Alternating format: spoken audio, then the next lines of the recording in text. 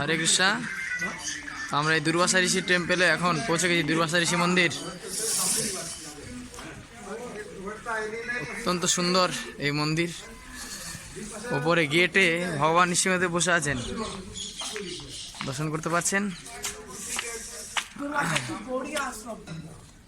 দর্শন করুন দুর্বাসা ঋষি আশ্রম। এখানে অনেক ভক্তরা থাকেন।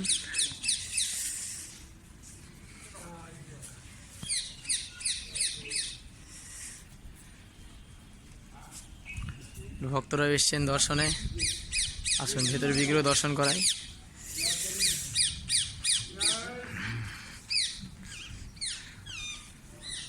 সুন্দর রাধা মাধव।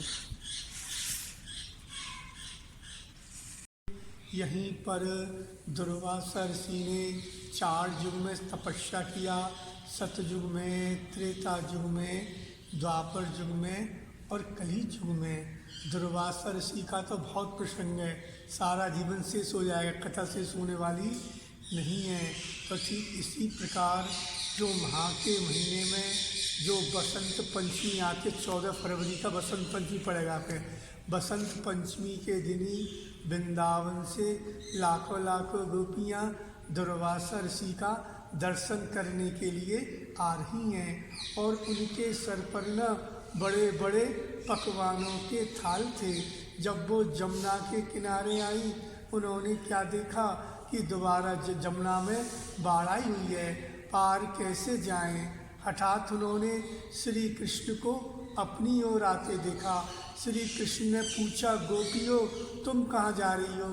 गोपियों ने उत्तर दिया, तुम्हारे गुरु जो दुर्वासा ऋषि हैं कि नहीं, हम लोग उनको दर्शन करने जा रही हैं, उनको भोजन कराएंगी, मुँह मांगा उनसे वरदान प्राप्त करेंगी, लेकिन हम लोग कैसे जाएं?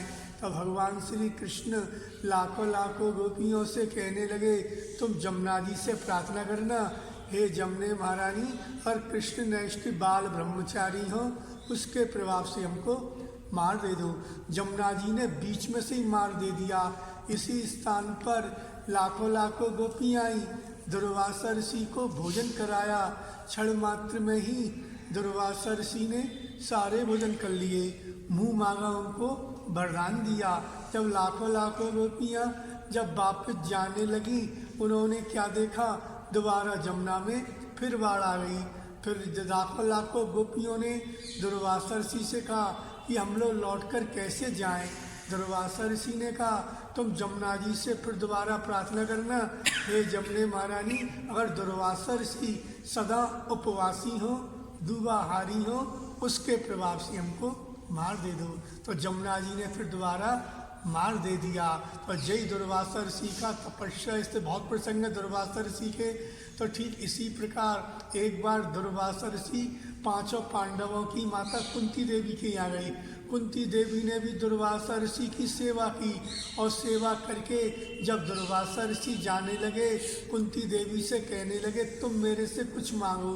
कुंती देवी ने कहा, मेरे पिताजी और आप प्रसन्न हो जाइए, इसके अतिथि मेरे कुछ भी नहीं चाहिए। फिर दुर्वासा ऋषि ने चलते समय कुंती देवी को एक वशीकरण मंत्र दिया। बोले, इस मंत्र को जिस व्यक्ति पर प्रयोग करोगी, वो व्यक्ति तुम्हारे सामने उपस्थित हो जाएगा। दुर्वासा ऋषि चले गए।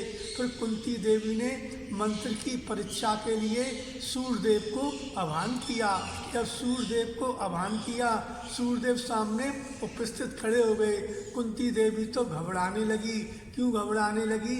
उसकी शादी नहीं हुई थी। सूर्यदेव ने कहा, तुम्हारी जो इच्छा थी वो पूर्ण होगी, तुम्हारा कुंवारापन भी नष्ट नहीं होगा। फिर कुंती देवी के प्रथम पुत्र हुआ, जिसको सूत पुत्र उसको कर्ण बोलते हैं। तो जय दुर्वासा ऋषि का बहुत प्रसंग है। दुर्वासा ऋषि बहुत प्रसंग है, मतलब आगे बहुत प्रसंग है, इतना प्रसंग है।